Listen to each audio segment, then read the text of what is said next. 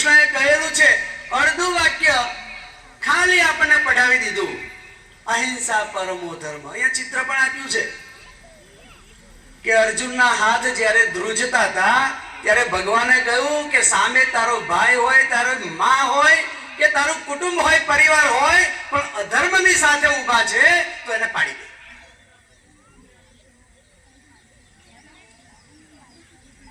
તો આવા પ્રેરણા પુરુષોના વાક્યો આપણે ભૂલી ચૂક્યા અને રટી રટાઈ ગાંધીવાદી નીતિમાં આપણે અહિંસા ઉપર ચડી ગયા.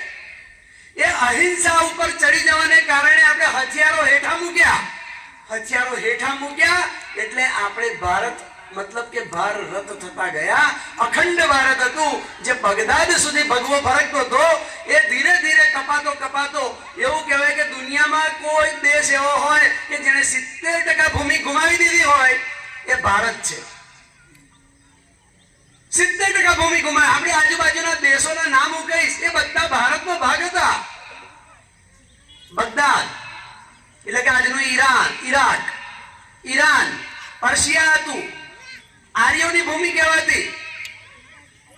પણ ખાલી 200 મુસલમાન ઈરાનમાં પ્રવેશ મળ્યો, ઈરાનમાં રહેવાની અનુમતિ મળી, 100 વર્ષમાં ઈરાન ઇસ્લામિક રાષ્ટ્ર બની ગયું.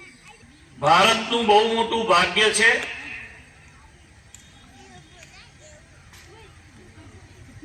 કે આ પવિત્ર ભૂમિ ઉપર ડોક્ટર કેશવ બલિરામ હેડગોવાર સાહેબ,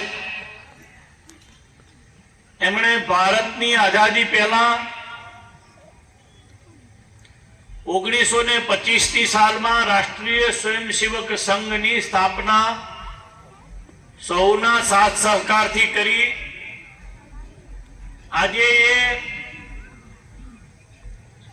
પવિત્ર સંસ્થા સમગ્ર ભારતનું માર્ગદર્શન કરી રહી છે, ત્યારે આપણે બધા આવી વિષમ પરિસ્થિતિમાં પણ સુરક્ષિત છીએ એનો અહેસાસ વ્યક્ત કરી રહ્યા છીએ. એનું કારણ હમણાં જ મારા પૂર્વ વક્તાશ્રીએ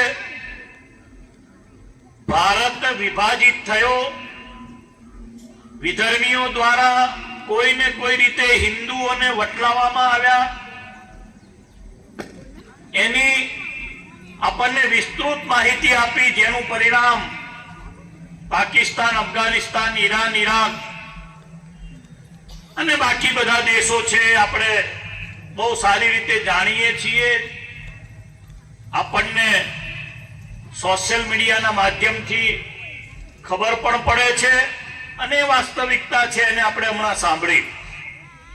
પરંતુ આપણને ગર્વ છે કે હજુ પણ આ પરમ પવિત્ર ભૂમિમાં મહાત્માઓ કોઈને કોઈ રીતે પેદા થઈ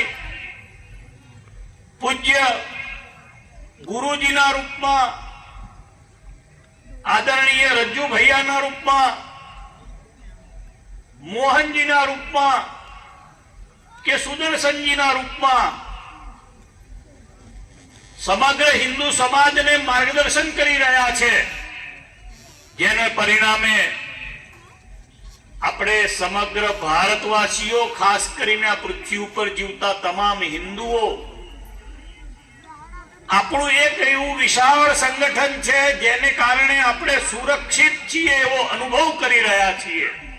My school is one such future-ready school where I understand each and every concept taught in the class and don't rote learn, where teachers don't just use books and blackboard to teach but use new ways of teaching and learning like audiovisual learning, activity-based learning and group activities, which enhances my conceptual understanding. My school also teaches coding, which is an important 21st century skill.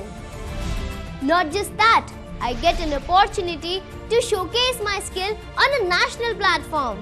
And with all this, I acquire important skills that make me future ready and confident. Would you also like to know where is my future ready school? Visit now and see for yourself.